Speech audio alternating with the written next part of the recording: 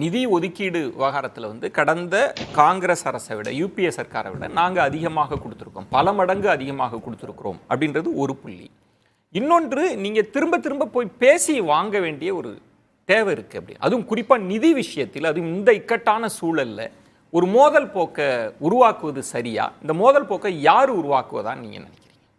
நிதி பகிர்வு தொடர்பாக பேசுகிறோம். நேர பகிர்வு இருக்கணும். நான் வலியுறுத்துகிறேன், யாரும் இதில் இடையூறு செய்யக்கூடாது. இது வெறும் நிதி மட்டும் இல்லாமல் ஒட்டுமொத்தமாக நான் புரட்சியாளர் அம்பேத்கருடைய கொட்டேஷன்லேருந்து நான் ஆரம்பிக்கிறேன். அதாவது மாநில உரிமைகள் அல்லது தேசிய ஒருமைப்பாடு இதில் பொறுப்பேற்க வேண்டியது மாநில அரசை விட மத்திய அரசு தான் பெருந்தன்மையாக அதை கடைப்பிடிக்கணும் அப்படின்னு சொல்லி புரட்சியாளர் அம்பேத்கர் சொல்கிறார். முழுக்க மொழிவாரி மாநிலம் பிரிக்கப்படும் பொழுது மாநிலங்களுக்கான உரிமை, மாநிலங்களுக்கான வளர்ச்சி, மாநிலங்களுக்கான நிதி, மாநிலங்களே அதை உருவாக்கணும் அப்படிங்கிற அடிப்படையில் அம்பேத்கர் வழிகாட்டுறாரு. அப்போ 1955 மாநில மறுசீரமைப்பு ஆணையம் உருவாக்கப்படுது. 66 நிர்வாக சீர்திருத்த ஆணையம் உருவாக்கப்படுது.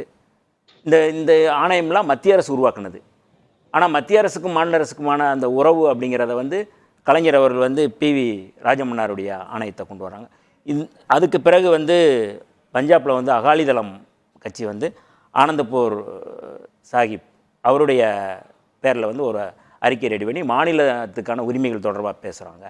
அதற்கு பிறகு மேற்கு வங்காளத்தில் 79 பேசப்படுது. இந்த மாநிலங்களுக்கான உரிமைகள் தொடர்பாக, நிதி தொடர்பாக, அவங்கள வளர்ச்சி தொடர்பாக கொண்டு வரப்பட்டது. 83 சர்க்காரி ஆணையம், 2007 நீதியரசர் பூஞ்சி ஆணையம். இந்த ஆணையங்கள்லாம் என்ன சொல்லுது அப்படின்னா, மாநிலங்களுக்கான வளர்ச்சி, மாநிலங்களுடைய வளர்ச்சி தான் இந்தியாவுடைய வளர்ச்சி, மாநிலங்களுடைய உரிமைகளை தான் நீங்கள் முழுமையப்படுத்தணும் அப்படிங்கிறத சொல்கிறாங்க.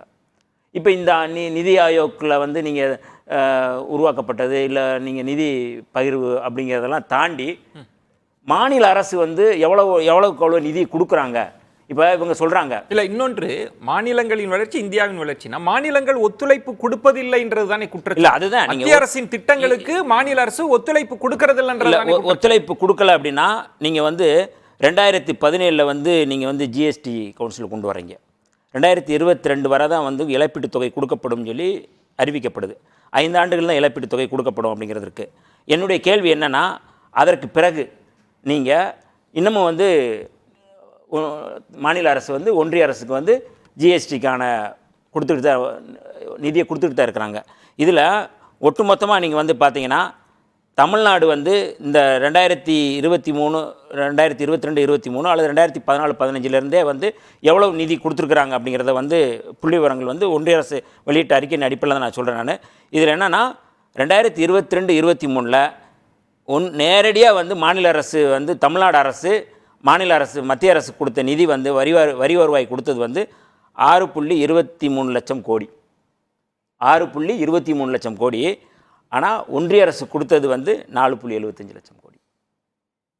புள்ளி விவரங்களோட சொல்கிறேன். இதில் முக்கியமாக என்ன சொல்ல வந்தேன்னா, தமிழ்நாடு அரசு கொடுத்தது நீங்கள் 6.23 லட்சம் கோடி, நீங்கள் ஒன்றிய அரசு கொடுத்தது 4.75 லட்சம் கோடி. ஆனால் உத்தரப்பிரதேசம் கொடுத்தது 2.23 லட்சம் கோடி. ஆனால் நீங்கள் கொடுத்தது 15.32 கோடி. நீங்க பாகுபாடு பாருங்க. அந்த இடம் தான் நான் உங்கள்கிட்ட விளக்கம் கேட்பது. நீங்க மாநிலங்களோடு வரியை பகிர்ந்து கொள்வது அப்படின்றது ஏதோ பாஜக அரசு எடுத்த முடிவா, பிளானிங் கமிஷன் எடுத்த முடிவா? அது ஒரு ஃபார்முலா படி, அது சட்டப்படி கொடுக்க வேண்டியது நிதி. இப்ப இந்த இடத்துல நான் என்ன கேட்கிறேன்னா, இதெல்லாம் கடந்து நம்ம தொடர்ந்து பேசுறோம். இப்ப இந்த நிதி ஆயோக் கூட்டத்தெல்லாம் புறக்கணிப்பதன் மூலம் இந்த மோதல் போக்கு அதிகமாகத்தான் கேட்கல. தமிழ்நாடு பாதிக்கப்படாதா? நிதி ஆயோக்குடைய தலைவர் யாருங்க? நிதி ஆயோக்குடைய தலைவர் யார்? 2016 இதே மரியாதைக்குரிய OPS அவர்கள் ஜெயலலிதாவோட அறிக்கையை நிதி ஆயோக்கில் போய் படிக்கிறாரு, பேசுகிறாரு, பூஞ்சி கமிஷனை பற்றி பேசுகிறாரு, மாநிலங்களுக்கான எவ்வளோ நீங்கள் கொடுக்கணும், நிதி ஆதாரத்தை கொடுக்கணும் அப்படின்னு பேசுகிறாரு. என்ன கொடுத்தாங்க? ஒன்றுமே கொடுக்கல. இதுவரை மொத்தமே 11 கூட்டம் தான் நடத்தியிருக்கிறாங்க. நிதி ஆயோக் கூட்டம் 11 கூட்டம் நடத்திருக்காங்க. 2021 இதே நிதியமைச்சர் மரியாதைக்குரிய பிடிஆர் பழனிவேல்ராஜன் அவர்கள் வந்து நிதி ஆயோக் கூட்டத்தில் கலந்துக்கிட்டு தான் பேசிட்டு வராரு. எங்களுக்கு எவ்வளோ கொடுக்கணும் அப்படின்னு சொல்லி சொல்கிறாரு. அப்போ ஒதுக்கப்பட்டதான வந்து இங்கே இருக்கிற 63,000 கோடி ரூபாய் வந்து நீங்கள் மெட்ரோவுக்கு ஒதுக்கப்பட்டது, நீங்கள் எவ்வளோ கொடுத்துருக்கிறீங்க, இதுவரை எவ்வளோ கொடுத்துருக்கீங்க, வெறும் 276 கோடி ரூபா அதை நீங்கள் ஒதுக்கியிருக்கிறீங்க. குஜராத்துக்கு நீங்கள் வந்து முழுமையாக வந்து அங்கே வெள்ள பாதிப்பு ஏற்படுது, அவருக்கு நீங்கள் எவ்வளோ கொடுத்துருக்கிறீங்க. ஆந்திராவுக்கு கட்டமைப்புக்கு நீங்கள் எவ்வளோ கொடுத்துருக்கிறீங்க. தமிழ்நாடு கேட்ட நிதி எவ்வளவு, இவ்வளவு இருக்குல்ல. கேட்ட நிதி, அதாவது நீங்கள் வந்து ஸ்பெஷல் அப்படின்னு சொல்லி சொல்கிறாங்க. கேட்ட நிதியை நீங்கள் ஒதுக்கியிருக்கிறீங்களா? கேட்ட நிதியை நீங்கள் ஒதுக்கியிருக்கிறீங்களா? 63,000 கோடி ரூபா நீங்கள் ஒதுக்கணும்னு சொல்லி கேட்குறோம். எதுக்கு? வெள்ள பாதிப்பு. குஜராத்துக்கு நீங்கள் இருங்க, குஜராத்துக்கு வெள்ள பாதிப்புக்கு ஒதுக்க உங்களுக்கு மனசு இருக்குது. ஆனால் தமிழ்நாட்டுக்கு நீங்கள் வந்து மனசு இல்லை. நிர்மலா சீதாராமன் வந்து பார்த்தாங்கல்ல, பார்வையிட்டாங்கல்ல, அதே நெல்லை பகுதியில் அதே பகுதியில் போய் பார்வையிடுறாங்க. அவங்க போய் என்ன பார்த்தாங்க? ஸ்ரீ வைகுண்டம் கோயிலில் போய் பின்னாடி இருக்கிற அங்கே இருக்கிற பார்ப்பனர்களுக்கு ஏதோ வசதி செஞ்சு கொடுக்கலன்னு தான் அவர் வந்து வெளியில் போய் சொல்லிட்டு வராங்க. நீங்கள் மக்களுக்கு ஏதாவது நீங்கள் பேசுனீங்களா? சரி, இவங்க பாதிக்கப்பட்டவங்களுக்கு போய் பேசினாங்கல்ல, நீங்கள் இவ்வளவு கேட்டாங்க அப்படிங்கிற நிதி நீங்கள் எங்கே சொல்லியிருக்கீங்க, எங்க கொடுத்திருக்கீங்க? நீங்க சொல்வது பட்ஜெட்டிலேயே பாகுபாடு இருக்கிறப்ப நிதி ஆயோக் கூட்டத்தில் பங்கு பெறுவது எதற்கு? இதற்கு முன்பு எங்களுக்கு ஒன்றும் பெரிய பலன் இல்லைன்னு சொல்லல. நீங்க 2021 கலந்துக்கிட்டதுக்கு பிறகு நிதி எவ்வளவு ஒதுக்கி இருக்கிறாங்க? ஒன்றும் இல்லை. அதுக்கு முன்னாடி 2016 வந்து ஓபிஎஸ் போய் ஜெயலலிதா சார்பா போய் கொடுத்துருக்கிற அதில் நீங்க ஒதுக்கின நிதி எவ்வளவு? ஒண்ணுமே இல்லை. இதுவரை மொத்தம் 11 கூட்டம் தான் நடத்திருக்கிறாங்க. 11 கூட்டத்தில் நிதி ஆயோக் கூட்டத்தில் இவ்வளவு ஒதுக்கப்படும் முதல்ல பிரதமர் ஏதாவது சொல்லியிருக்கிறாரா? ஏதாவது பேசியிருக்கிறாரா? எதுவுமே பேசலையே. அவர் இருங்க, அவர் என்னன்னா இந்த மனதின் குரல்ல அதை மங்கி மாட்டா அது என்னது, அந்த அதுல என்ன பேசுறாரோ அதை அங்க போய் பேசுறாரு. அப்ப அங்க பேசுறாரு அப்படின்னா வந்து என்ன கிடைக்க போகுது? ஒண்ணுமே கிடைக்காது. உங்க பத்தி அதாவது நீங்க இந்த பிளானிங் கமிஷனுக்கும் நித்தி ஆயோக்கும் இப்போ எக்ஸாம்ஸ்லாம் காம்படிட்டிவ் எக்ஸாம்லாம் கொஸ்டினே வருது, என்ன டிஃப்ரென்ஸ்னு. ஒரு 10 டிஃப்ரென்ஸ் இருக்கு. அதுல முக்கியமானது மட்டும் நான் சொல்றேன். பிளானிங் கமிஷன்ல ஃபினான்ஸ் பவர் இருந்தது உண்மை. ஆனா மாநிலங்களுக்கு அன்னைக்கு அந்த பிளானிங் கமிஷன்ல ரோல் கிடையாது. ஆனா நித்தி ஆயோக்ல மாநிலங்களுக்கு இன்னைக்கு ரோல் இருக்கு. அவங்களுக்கு தேவைப்பட்டதை பிளானிங் கமிஷன் டிசைட் பண்ணும் என்ன கொடுக்கணும், எந்த மாநிலத்துக்கு கொடுக்கணும்னு. ஆனா இங்க இருக்கிறது, ஆனா அவங்க அங்க நேஷனல் டெவலப்மெண்ட் கவுன்சில்ல தான் பேச முடியும். நித்தி ஆயோக் டிஃபரன்ஸ். இன்னைக்கு நித்தி ஆயோக்ல ஒரு மாநிலம் தனக்கு வேண்டுங்கிறதை நம்ம அங்கே உட்கார்ந்து பேசணும், அங்கே ப்ரப்போசலை கொடுக்கணும், அங்கே அலோகேட் பண்ண முடியும். ஸோ இருக்கிற வாய்ப்பை நீங்கள் தவற விட்டுட்டு மீண்டும் நீங்கள் தவற விட்டுட்டு மீண்டும் மக்களுக்கு புளிச்சு போச்சுங்க. நீங்கள் எதுக்கு எடுத்தாலும் உங்களுக்கு மழை வரலன்னா மோடி காரணம், உங்களுக்கு வெயில் வரலன்னா பிரதமர் காரணம். இந்த பொய்யை மக்கள் ஏற்க போவது இல்லை. நீங்கள் ஏங்க இதே தான் நீங்கள் வந்து ஸ்போர்ட்ஸ் அத்தாரிட்டிலையும் பண்ணீங்க.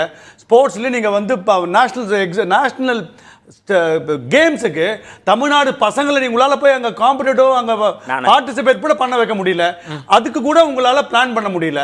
நீங்க எல்லாத்துக்கும் எப்படி மத்திய அரசாங்கத்தை குறை சொல்லுவீங்க? நீங்க ஒரு பொய் அப்படிங்கிறத அழுத்தமா வந்து சொல்றது வந்து சாவர்கருடைய வாரிசுகள் தான்.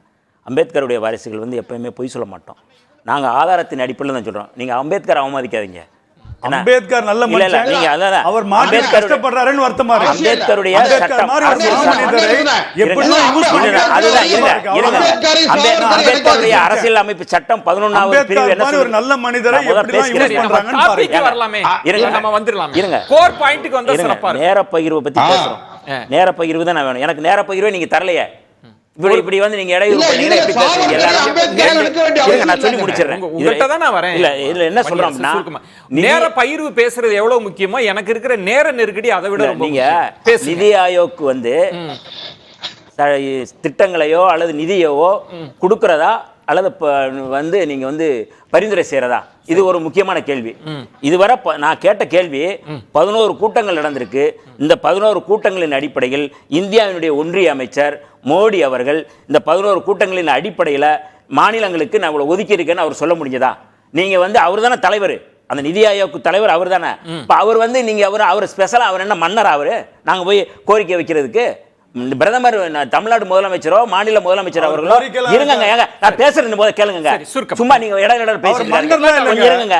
மன்னர் இல்ல மாமன்னர் கூட சொல்லுங்க. அதை பத்தி பேசல. நான் கேக்குறது என்னன்னா, பேசுறது போது கேளுங்க. அதாவது நாங்க பேசுறது கூட நீங்க கேட்க மறுக்கலைன்னா இதை விட வந்து அபத்தம் என்ன இருக்கு? சுருக்கமா முழுக்க என்னன்னா, இப்ப மாநிலத்துக்கு ஒதுக்கப்படுற நிதி எவ்வளவு அப்படின்னு கேட்டா அதுக்கு எந்த பதிலும் இல்ல. இவங்க என்ன நாங்க கேட்டது என்ன, தென் மாவட்ட மக்கள் அங்க பாதிக்கப்பட்டிருக்கிறாங்க, அவங்களுக்கு இப்ப 63,000 கோடி நிதி ஒதுக்கணும்னு கேட்டாங்க. அதை கொடுத்தார்களா அப்படிங்கிற கேள்விக்கு இதுவரை ஏதாவது பதில் இருக்காங்க? பேசலாம்.